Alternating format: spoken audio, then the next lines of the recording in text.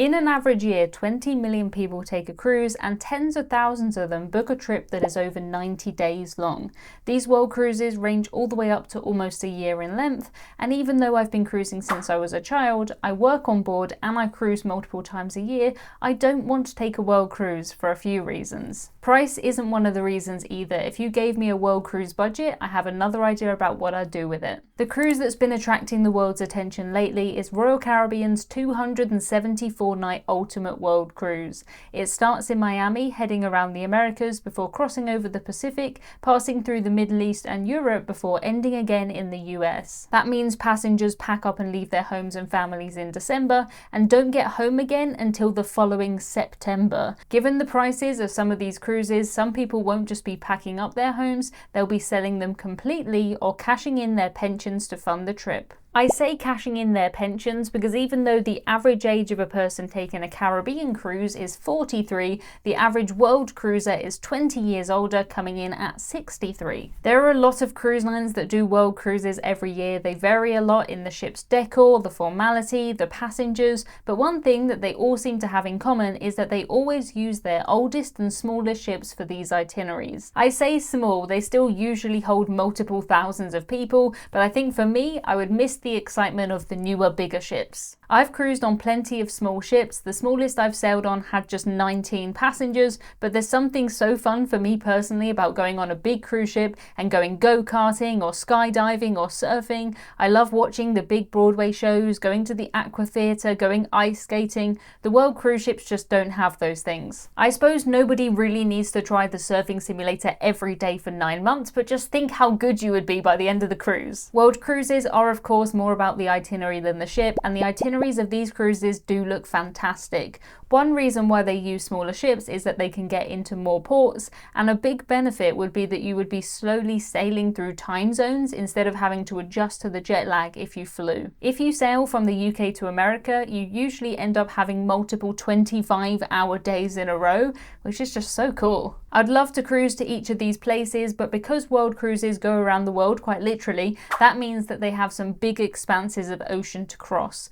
On some of these world cruises, you'll have 5 or 6 sea days in a row, multiple times over, and I do love a good sea day, but usually 1 or 2. It's a great chance to relax, to spend time doing things on the ship that are fun, eating, swimming, but the more time you spend at sea, the higher chance you have of bad weather and seasickness. Believe it or not, I still do get seasick on occasion, even though I work from cruise ships and I cruise a lot. I only get seasick if I'm stuck in a storm or if I'm cruising somewhere like the Arctic Circle, but still, it really isn't pleasant, and I wouldn't want to be at sea for a long time if the seas were rough. There really is no way to predict the weather that far in advance, and although cruise lines will adjust the itinerary as much as they can, you would get some bad weather on a world cruise, just statistically speaking. I did find a world cruise with a budget British cruise line that had 79 days at sea out of a total of 120 days. That means that over half the cruise is spent at sea, and that's over 2 months. Some people absolutely love that though, and they wouldn't want it any other way. A lot of people do retire to cruise ships because it can be half the price of a care home. You have somebody else cleaning your room, cooking your food. As long as you can look after yourself, there's definitely worse ways to live. World cruises are definitely a more advanced type of cruise. I would never suggest a world cruise for somebody's first cruise. 7 days is about perfect, maybe 14 if you're feeling fancy. But even me, I've been cruising since I was 11 years old, and I don't feel like I'm at that level of cruising to take a world cruise. With the itineraries, the same thing goes the other way too. Sometimes on world cruises, you would have a new port every single day for 18, 19, or 20 days in a row. For me personally, I would be exhausted. Some itineraries do have overnight stays, but even still, I would definitely wear myself out trying to see and do everything every single day. I can't imagine being on a ship and you've gone all the way to Sydney, for example, and that day you don't feel well, and then that's it. You have missed it. You've missed Sydney. If I was doing a regular cruise, I would probably spend a few days there, then take the cruise or do the same at the end. I recently did that on a cruise to Tokyo, and I'm so glad we added that time on land. With all the sea days, it might be tempting to try and work on board. I do work when I cruise, but thankfully I have a very understanding boss, which is me. If I was still in my traditional 9-to-5 job, I would have been fired years ago. Sometimes the internet on cruise ships can be fantastic, but other times it's really slow or it doesn't work at all. It's getting much better, better. Sometimes I can sit and I can watch Bake Off, no problems, but other times I can't even send a simple text email. It does usually cost money for internet on cruises too, so even though the price of a world cruise at the beginning might not look that expensive, things like internet and laundry can rack it up fast. You definitely would need to do laundry on a cruise that long. I don't think I own enough clothes for multiple months, and even if I did, they definitely wouldn't fit in a cruise ship cabin. Speaking of cabins, I'm usually on team inside cabin. I don't spend much time in there anyway, and I'd prefer to save the money and spend it on cruising more often. I do cruise in balcony cabins if there's something controversial that I want to test out for this channel, but really I am happy with anything. I would probably sleep in a lifeboat if that was a discounted option. That said, I really wouldn't want to be in an inside cabin for more than a week or two. There's no windows or daylight at all, and on most cruise ships around a third of the cabins are like this. I do bring a daylight alarm clock so I know when to wake up, or I could just sleep forever. There's no way to know if it's 3 a.m. or 3 p.m. It looks the same in an inside cabin. There are of course lots of cabins with windows or balconies. Some suites are multiple decks, some have huge slides, but my goodness, you would have to be absolutely minted to stay in a cabin like that for long. The word minted is your Britishism of the week, and it just means to be rich or to have a lot of money. You would usually say it about somebody else, so you might, nudge your friend and say, "Did you see her shoes? She must be minted." To share a cabin like this with somebody else for months too is probably pretty hard. For a week or two, you can put up with somebody else waking you up when they make tea in the morning or leaving their clothes on the floor, but after months, I think you would go bananas. You'd have to pick a good cabin mate, of course, but even still, there isn't a huge amount of storage space in cruise ships. These cabins are actually made fully formed in the factory, including everything like the drawers and the lamps. They're then just slid into the side of the cruise ship. It is fascinating. Cruise lines used to do a thing where you could book a ticket and you would be randomly assigned a cabin mate. They don't do that anymore for obvious reasons, but sharing a cabin with a stranger for 9 months would either be the best or the worst 9 months of your life. On most big cruise ships, you rarely see the same person twice. If there's 8,000 people, it's very easy to blend into the crowd. If you don't want to make friends, you don't want to talk to anybody, you don't have to. If you do want to, of course, you can strike up a conversation at a dance class or trivia or at a bar. I'm still in touch with a lot of friends that I've made on cruise ships in the past, but I've also met a lot of really odd people who I was happy to say goodbye to when the cruise was up. Well, I actually never said goodbye to them. I just left, I just disappeared, because normally you can do that. You don't have to see them again.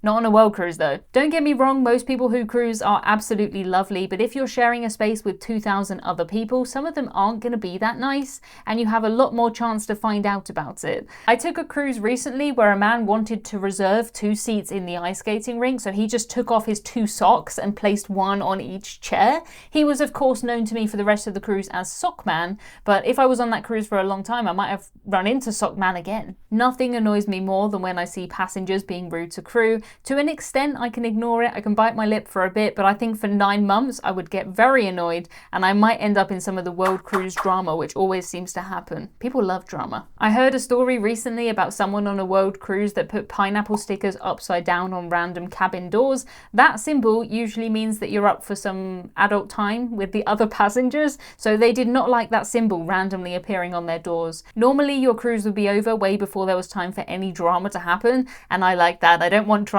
when I'm traveling. World cruises are mostly full of adults, of course, but I did once meet a family who were homeschooling their children from the cruise ship while doing a world cruise. That definitely isn't the norm. I'm very envious of those children, but I can't help think about the rest of their life and the fact that it may be a disappointment, because where do you go when you started world cruising as a child? How are you going to keep that up? I've still not mentioned the most important reason why I wouldn't be able to take a world cruise, and his name is Hudson. He's my cat, and he's the inspiration behind our mascot, Captain Hudson. Captain Hudson raised a whopping $81,000 for charity last year, and I'm hoping this year we'll be able to do even more. The wait list for the next version is in the description, so please check that out.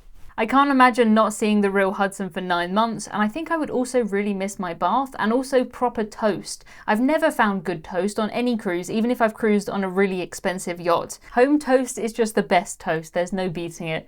I can't believe what I'm talking about on the internet today. The price of world cruises varies a lot, and there are plenty where the price isn't public unless you call them in a kind of if you have to ask you can't afford it way. Some are well over £500 per person per night, which is over $600 US, and that may seem bonkers, but they sell out every single time. Some people do just have that much money. It's hard to get your head around, but it absolutely is true, and I would love to go on one of those really expensive world cruises just to see who everybody else is and to find out how did they end up with this life. That's so cool. It is worth pointing out that you can usually book world cruises in segments. Some people just do half, some do a quarter. Not everybody will do the full journey. The same crew will usually do the whole world cruise because most crew contracts are 6 to 9 months long anyway. For those on the budget end, it is possible to book a very budget world cruise for under £100 per person per night, which is $130. Of course, one like that does include less than the more expensive cruises, but it is hard to argue with that price when it includes at least your cabin, your food, and your entertainment. Generally speaking, the cheaper the world cruise, the more sea days it has. It's very expensive for a cruise line to dock a ship, and when you're at sea, you're spending money in the casino, you're spending money in the shops. That's where the cruise lines want you. If I was given a world cruise budget and somebody said to me, here you go, Emma, go around the world, what I would do is I would plan my own trip. I would include a lot of time on cruises, of course, but I would probably fly somewhere over those big expanses of ocean. I would cruise for a couple of weeks. I would maybe fly somewhere else, stay on land for a weekend, stay on land for the week. I could even go on a train and then I could cruise again. For me, the most exciting day of any cruise is embarkation day. It's finding out about the different restaurants on board and where I'll be eating. It's exploring my cabin. It's meeting the new people on the ship. I would personally prefer to have that experience over and over again in lots of small chunks rather than on one big cruise. But when I do get to the average world cruise age of 63, maybe my mind will change and I better start saving for that about now. One of the places I would be most interested in visiting on a world cruise is Asia. I recently took a cruise from Singapore to Tokyo and it was phenomenal. I know that is a strong word, but it absolutely deserves it. To find out what we saw along the way, including incredible drones and magical toilets, check out this video next. This is why I love to cruise and I'm so glad I took this trip by sea.